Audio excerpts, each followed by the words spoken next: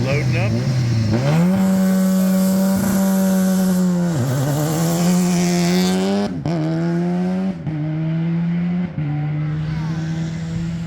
Net control, stage 7 start. Control, copy, stage 7 start.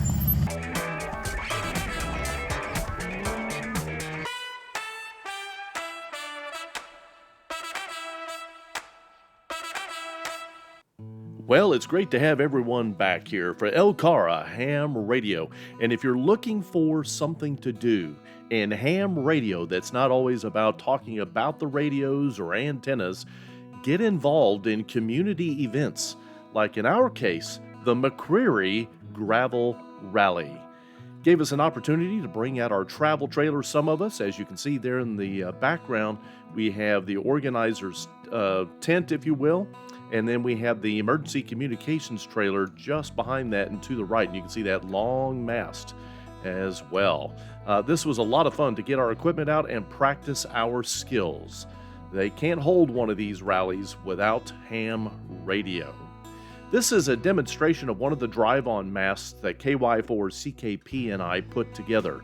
This is a very easy build, and boy, was it necessary. This part of Kentucky is so hilly and mountainous that repeaters just do not get into some of these valleys, nor do cell phones. So without these antennas, and ultimately we use crossband repeaters, we could not have helped out in this rally. And this is why ham radio is so important to the rally, is to be able to have communications from the start of a stage until the end of a stage, and a net control to keep track of it all.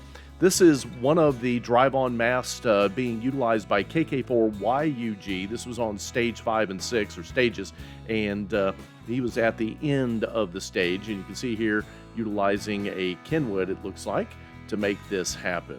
And it worked out really, really well. We also had another crossband repeater set up to reach net control back at the fairgrounds, which we'll see in just a couple of minutes, at the beginning of stages 5 and 6.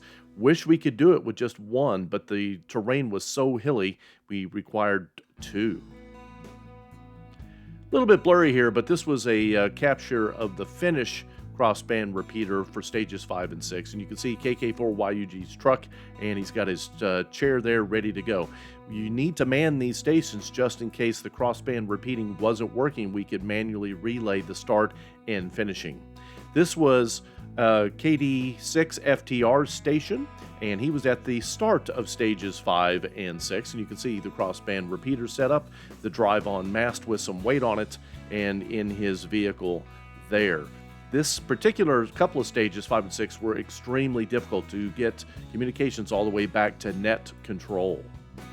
Now, a lot of people will have opinions as to how we probably should have approached this. In the time frame that we were given, we were looking for ways to try to get stage traffic, start, finish, and cars off the route back to HQ, which in our case was at the fairgrounds. This is close to, in some cases, 15 miles away, and repeaters were not going to be able to allow this to occur.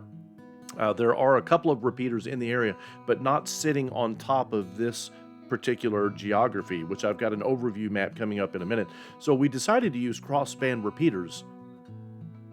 Even with the crossband repeaters, because of the mountainous terrain, you can see those green lines. Those are, consider those like zones of coverage. Not exact and certainly not to scale, but to kind of give you an idea of how we were trying to do this. We wanted the crossband repeaters there at the top to receive traffic from the start or finish of a stage, and then relay that traffic on UHF back to net control, which was at the fairgrounds in our emergency communications trailer, where clerk of the course was also stationed. So this was the setup we decided to use. This gives you an idea of the map. This is a little bit small probably, but you can see there are 3 zones of stages. Zone 1 is the bottom left. Zone 2 is the bottom right, the southeast overview. And then Zone 3 is in the northwest, up in the top left. So you can see we were bouncing around the county for each of the zones, and within each zone were multiple stages. Well, let's turn this over. Let's look at some of the footage that came from the event and starts and finishes and where hams needed to be placed in case there were an emergency. So this is at the fairgrounds. You can see this is also a service station for the participants, the racers in this case. And we're only seeing a glimpse of the fairgrounds, but to the right of this picture is where all of our trailers are set up. And this is one of the competitors heading out of the service area to go into Zone 3. Pretty cool car. If I remember correctly, it utilizes a motorcycle engine, but very lightweight and very fast and supposedly very good on these gravel roads. So it gives you an idea of one type of car in the competition. Here's another type of car used in the competition. You can see a different look. I believe this is a Subaru WRX, and pretty cool.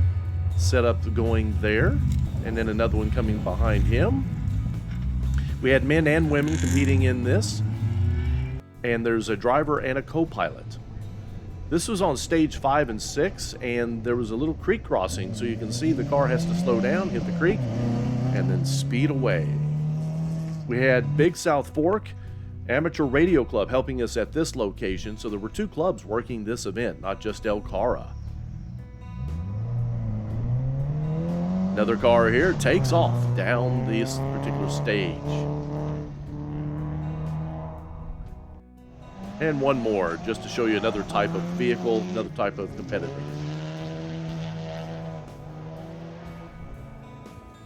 This is at a different, this is in Zone 3, and that is what we call 000. 000 goes down the course to ensure there are no participants in a wreck, or spectators, or wildlife, or trees. And then here we can see some of the cars hitting that turn pretty darn fast. Then a sweep will go through. This is 00 to make sure we don't have any competitors off the track. Now, we were tracking cars that would leave, and we would track the cars as they would enter to make sure that they came in a different order. We knew somebody wasn't on the track. See how fast now. You can see they're going in the opposite direction, so they would run some of these roads in one direction and then run it the other direction the next time. Now, I wanted to kind of show you what hams were doing this day besides just running the crossband repeaters. Everybody with a blue vest on is a ham. And not only are we doing timing with the Nooks, those tablets, but we're also making sure the cars have their bulletins to say if there have been any changes to the course.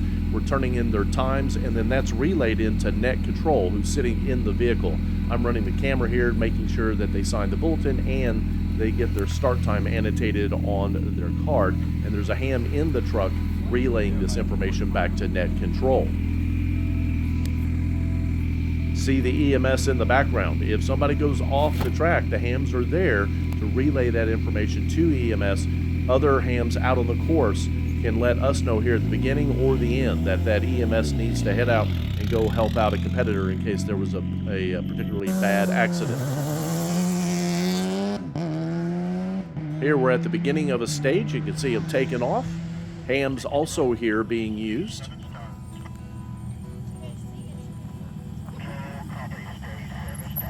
You can hear Net Control replying there. Different kinds of cars, which was really cool to see.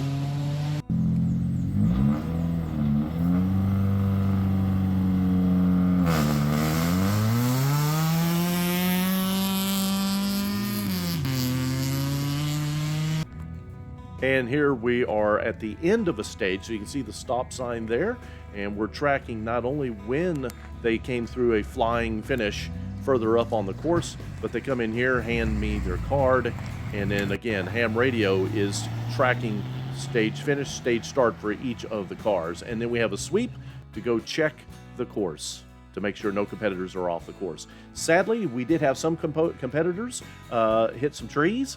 Not focusing on any one car here, but it does happen in these events, and these are why hams are there, is to get EMS wreckers, which are called heavy sweeps, to get out there and pick up these vehicles. Sadly, this car had a demise, and we had another competitor also have a demise out on one of the stages as well. And this one's up on the rollback already. Without hams, this event cannot work. And this is one of the reasons to get into ham radio. It's not always about making contacts. It's making sure that if you're having events in your area, whether it's a triathlon or in this case a rally, that the competitors can get the proper emergency services to them as quickly as possible. And in some of these mountainous terrain areas, this is the only way to get communications in and out of these mountains and valleys, or hollers, as we like to call them in Kentucky. For the Lake Cumberland Amateur Radio Association, I'm KY4BDP. This is another example of what you need to look for your club to see if these kinds of events are happening in your area. And if not, they hold these events in other places and they need more hams always. Check to see if there's one of these events in your area, whether it's North Carolina or Michigan or wherever it might be, and volunteer your time. Get your radio out there, practice your ability to work your radio, and above all, have fun. Appreciate you guys watching, and we'll hope to see you at our next video. 73.